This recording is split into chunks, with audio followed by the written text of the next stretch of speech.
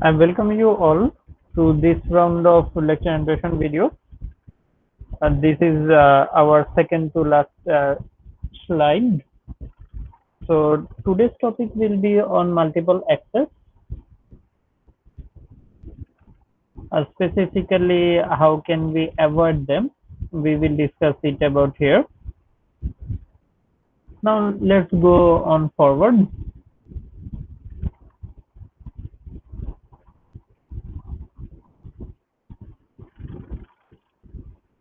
Frame exchange. Before sending a frame, the source station senses the medium by checking the energy level at the carrier frequency. So this checking is very necessary. The channel uses a persistent strategy with back off until the channel is idle. So it checks the energy level of the carrier frequency. If it is high, it is assumed that the channel is not idle. It is transmitting some other signals. So it waits. It executes the back off protocol until the channel is idle. After the station is found to be idle, the station waits for a period of time called the DCF, interframe space. DCF interframe space called DIFS, and then the station sends a control frame called the request to send, or RTS, request to send. So this is all about right here. So let's move on forward.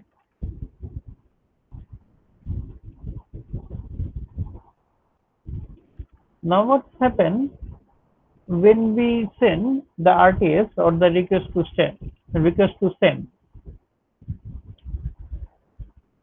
After sending the RTS and waiting a period of time called a short interframe space, SIFS or SIFS, the destination station sends a control frame called clear to send. That is it signaling that you can send now. I will be able to receive the message.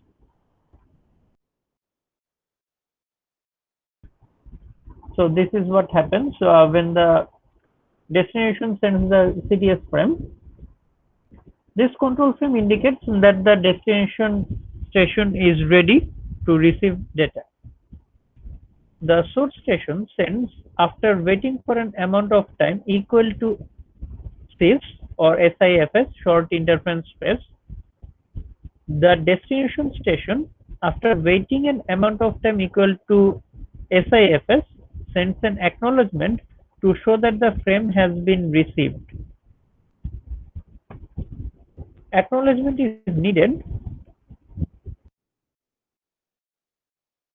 in this protocol because the station does not have any means to check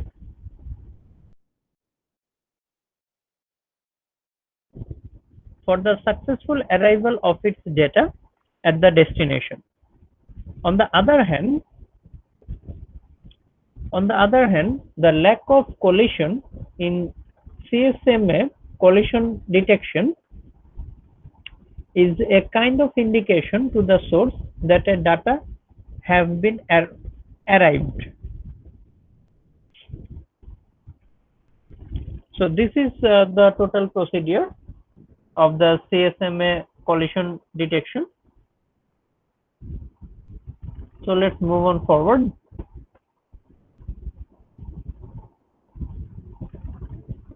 So what we see here is that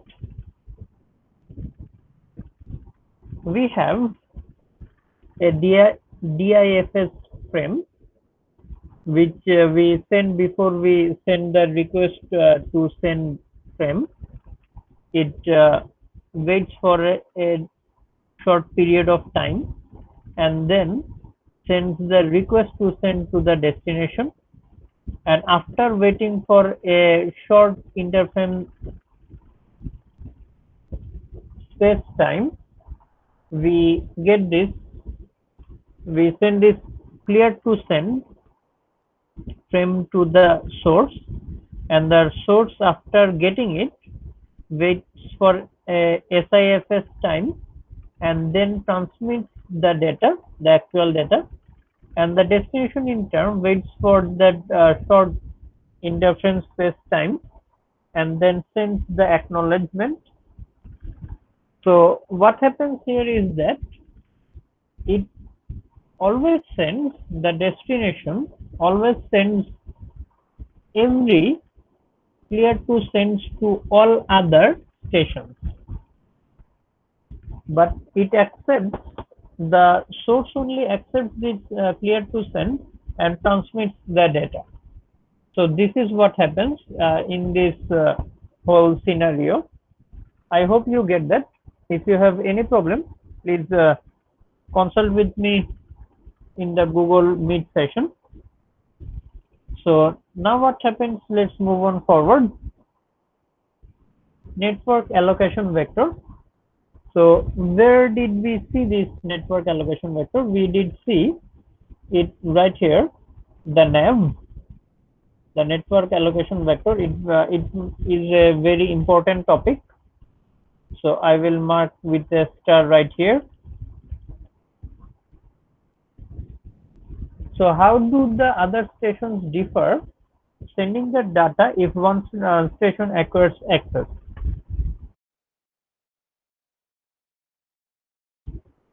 So what happens is that why other station does not transmit when it's time for a specific source to send the data.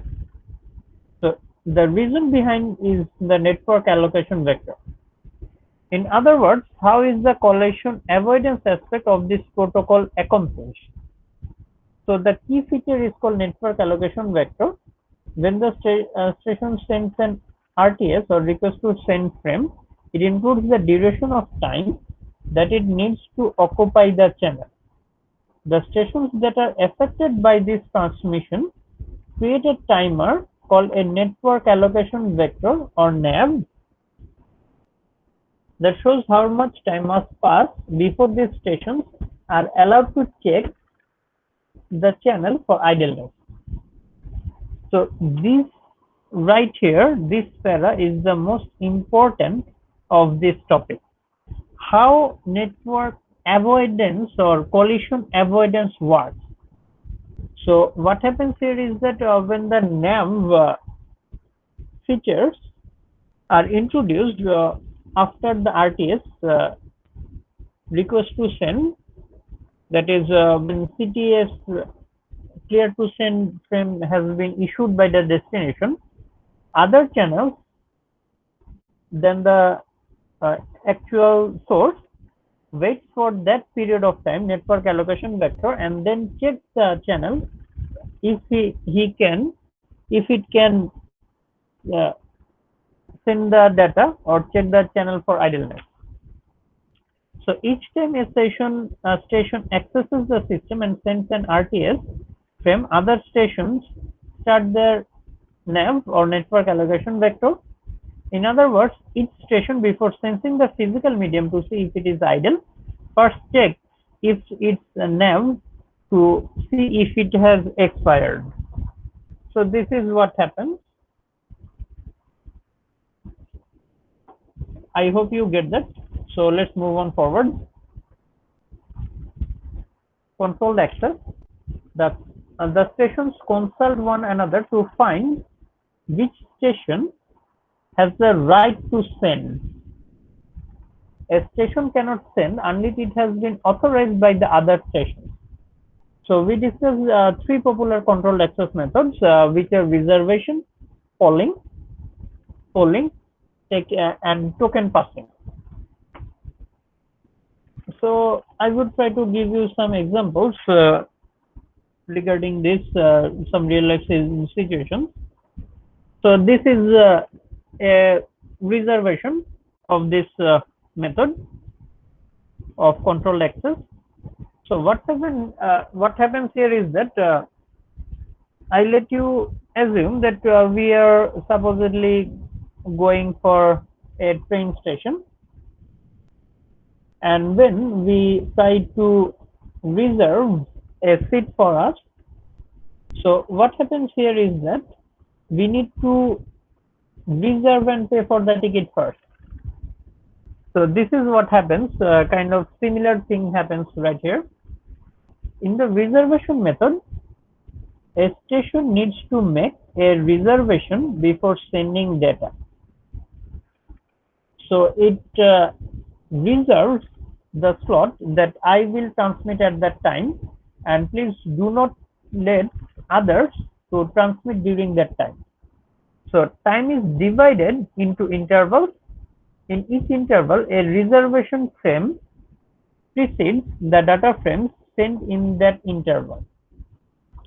So if there are n stations in the system, there are exactly n reservation mini slots in the reservation frame. Each mini slot belongs to a station. It's kind of it's kind of similar with time division multiplexing, the asynchronous one. So I think you would get it easily. So when a station needs to send a data frame, it makes a reservation first in its own mini slot. Then the stations have made a reservation can send their data frames after the reservation frame. Again, the next slide will explain the concept. So let's move on to the concept. So let's say, for example, there are 5 stations in the data. So this is the slot reservation frame. This is the reservation frame, and then because the station one's reservation is present, one is I will reserve and send the data, and 0 is there is no data available to send, no data to send.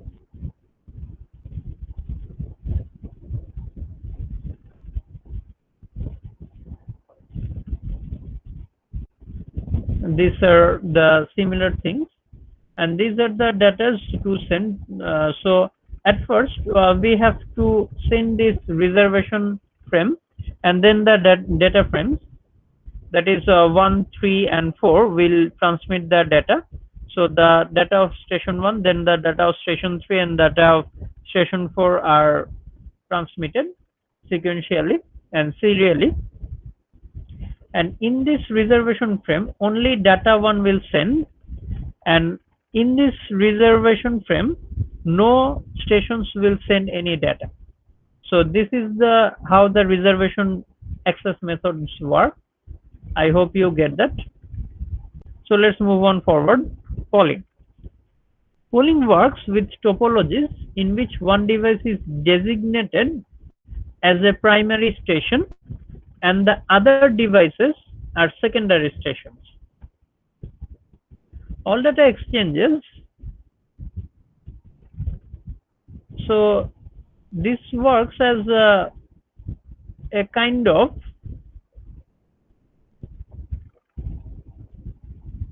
topology where there is a primary station and which is connected to the all the other stations. It would be a quiz for you. So what kind of specific topology is this? So I will just move on forward. All data exchanges must be made through the primary device even when the ultimate destination is a secondary device. The primary device controls the link. The secondary devices follow its instructions. It is up to the primary device to determine which device is allowed to use the channel at a given time. So in other words, for a real life scenario, if you want to video chat and join the Google Meet session with our videos turned on, it would not be kind of easier to do so. Or in other words, if we want to say, for example, a video chat via Facebook, more than two persons with more than one person at a time separately, it would kind of not be allowed. So this is what happens in these scenarios. The primary device therefore is always initiator of a session. This method uses poll and select the functions to prevent collisions. However, the drawback is if the primary station falls, the system goes down. So there is a single point of failure in this access method.